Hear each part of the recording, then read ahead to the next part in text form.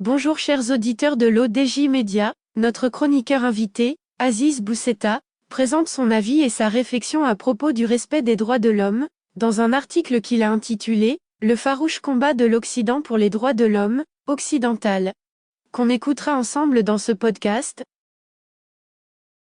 Notre journaliste démarre son article de la manière suivante. Les valeurs occidentales, le respect des droits de l'homme, la liberté, la solidarité, la démocratie, l'égalité, le vivre ensemble, les concepts pleuvent, les convictions s'affirment, la force de l'engagement ne faiblit pas, jamais.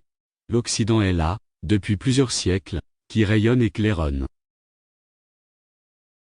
Notre chroniqueur invité ouvre la voie à sa réflexion en disant que le droit international, le droit des peuples, le droit de dire et de faire. Mais à force de défendre et de porter ces droits, ou du moins de le proclamer, les Occidentaux en finissent par devenir maladroits. Cela fait en effet une vingtaine de mois que cette guerre en Ukraine ravage les hommes et les économies. Cela fait autant de mois que les Américains resserrent leur étreinte et que les Européens se serrent la ceinture, au nom de leurs valeurs, par respect pour leurs principes. Une pluie de dizaines de milliards de dollars pour l'Ukraine et une avalanche de matériel militaire se déverse sur le pays d'Europe centrale, pour combattre ce qui n'est pas encore désigné comme empire du mal, mais peu s'en faudrait.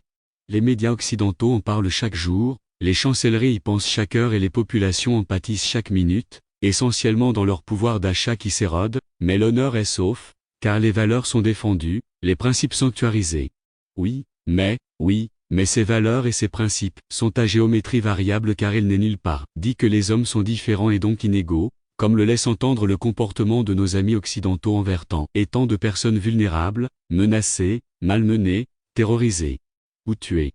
Ces valeurs d'égalité, de fraternité, de solidarité, etc., valent pour les Ukrainiens, par exemple, ou encore pour les Taïwanais, aussi, et c'est tout. Ah, les Sud-Coréens aussi. L'Ouest et le reste, comme dit avec génie l'historien britannique Niall Ferguson. Monsieur Aziz Boussetta enrichit son discours de la manière suivante. Au Soudan, une guerre civile a éclaté voici quelques mois. Elle aura fait à ce jour environ 8000 morts et 5 millions de déplacés, dans l'admirable indifférence du bloc occidental. Au Venezuela, l'oncle Sam a décidé de tout bloquer, mais de garder le pétrole, un peu certes, mais le garder quand même. Et tant pis pour la misère des Vénézuéliens, tant que le pétrole est là, même un peu. En Arménie, toute une population a été déplacée en quelques jours. Ce n'est évidemment que 100 000 personnes, mais quand même. L'ONU ne s'en est même pas inquiétée, demandant mollement qu'une équipe onusienne y aille, sans représentant des droits de l'homme. Pourquoi faire au demeurant, tant qu'on reste bien avec l'Azerbaïdjan, grand pourvoyeur d'hydrocarbures?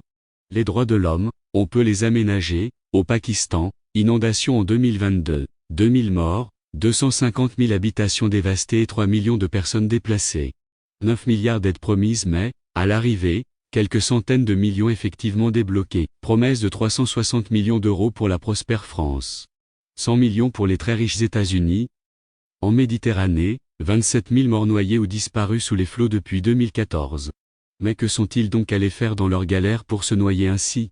L'Europe ne peut bien évidemment pas accueillir toute la misère du monde, et puis, il faut se méfier du grand remplacement. Que les Ukrainiens soient 4 millions à s'être installés en Europe des 27 en un an est une chose, recevoir 27 000 migrants en 10 ans en est une autre. Au Niger, la France a poussé autant qu'elle a pu pour engager les troupes de la CEDEAO à envahir le pays, et le Nigeria a coupé l'approvisionnement électrique au pays, dont il assure 70% des besoins. Les Nigériens plongent dans la misère, mais personne, en Occident, n'en a cure. Les droits de l'homme ne concernent pas les Nigériens, semblerait-il. L'auteur termine son article en ces termes. Liste non exhaustive, mais dès qu'un individu décède en Ukraine, qu'un autre contracte une grippe à Taipei ou qu'un soldat russe regarde avec un peu trop d'insistance du côté de la Lituanie, et voilà qu'on dégaine l'artillerie droit de l'homiste faite d'un savant mélange de menaçantes déclarations ministérielles du G7, de vigoureux reportages médias occidentaux, de viriles sorties d'ONG curieusement discrètes sur Guantanamo, les gilets jaunes français ou Julian Assange, et de tweets vengeurs et rageurs de l'inévitable M. Borrell, le secrétaire général de l'ONU Antonio Guterres, n'a Dieu que pour l'Ukraine et son cœur bat, vibre pour elle. Oh, il dit bien 2 ou 3 mots sur les autres drames de la planète, mais son véritable souci est l'Ukraine et son unique cauchemar est la Russie. Quant à l'inénarrable haut représentant de l'Union européenne pour les affaires étrangères et la politique de sécurité Josep Borrell, l'homme qui a dit que l'Europe est un jardin, mais un jardin entouré par la jungle, qui pourrait envahir le jardin, l'homme dont l'unique action semble se dérouler sur X, l'homme qui ne cesse de condamner verbalement toute exaction ici et là, sauf en Occident, son horizon semble se limiter à la doxa des idéologues occidentaux, en l'occurrence défendre les intérêts de son bloc et toiser le reste du monde du balcon, donnant sur son jardin. Tout ceci aurait pu être admissible si les dirigeants occidentaux le disaient explicitement et l'assumaient clairement. Au lieu de cela, ils se positionnent sur l'échiquier mondial comme les seuls inventeurs et les uniques défenseurs de ce qu'ils proclament comme droit humain universel. Et ils distribuent les leçons autant que les remontrances, et quelques gifles pour les plus faibles. Les droits de l'homme occidental à polluer la planète, le droit de l'autre homme à en pâtir et en mourir. En silence et dans l'indifférence. Voilà pourquoi l'occidentalocentrisme à l'Ouest a induit la désoccidentalisation dans le reste. Rédigé par Aziz Boussetta. Merci d'avoir écouté ce podcast de l'ODJ Média. N'oubliez pas de télécharger notre application l'ODJ Mobile sur Play Store et de vous abonner à notre chaîne YouTube l'ODJ TV. Alors, on se dit au prochain podcast de nos chroniqueurs invités, et à très bientôt.